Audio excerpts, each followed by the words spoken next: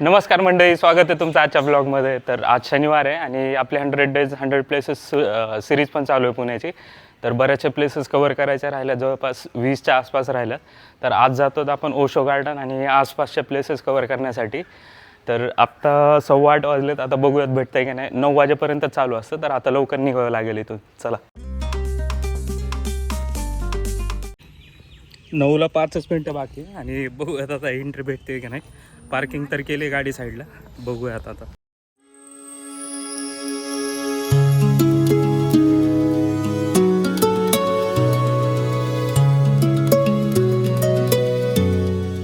तर finally entry भेटली. इथं काहीच प्रॉब्लेम नाही आला. आतमध्ये येताना कोण विचारायला पण नव्हतं ना तिकीट इथं.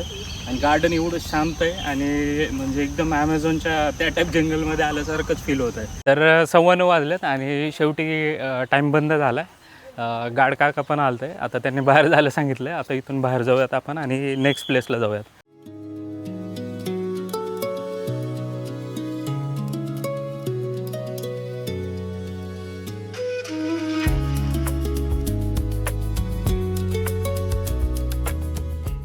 तर हे होतं ट्रायबल कल्चर म्युझियम. आम्ही सकाळी लवकर आलो होतो, त्यामुळे गर्दी तर काहीच भेटली नाही. तिकीट फक्त 30 रुपये आणि म्युझियम बघून झालं आहे.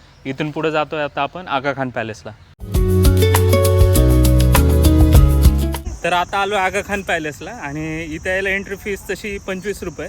पण आज वर्ल्ड हेरिटेज डे असल्यामुळे आम्हाला तर आज फ्री एंट्री भेटली. तर आता आतमध्ये जाऊन बघूया.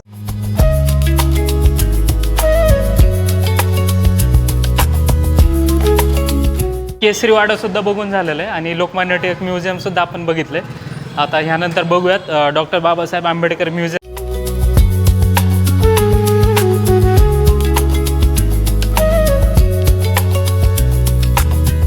डॉक्टर बाबासाहेब आंबेडकर म्युझियम आपण बघितलं, जे आजच्या दिवसात आपली शेवटची प्लेस होती.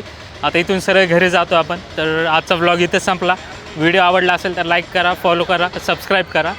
तर पुन्हा भेटू अशाच व्हिडिओमध्ये. तोपर्यंत बाय बाय.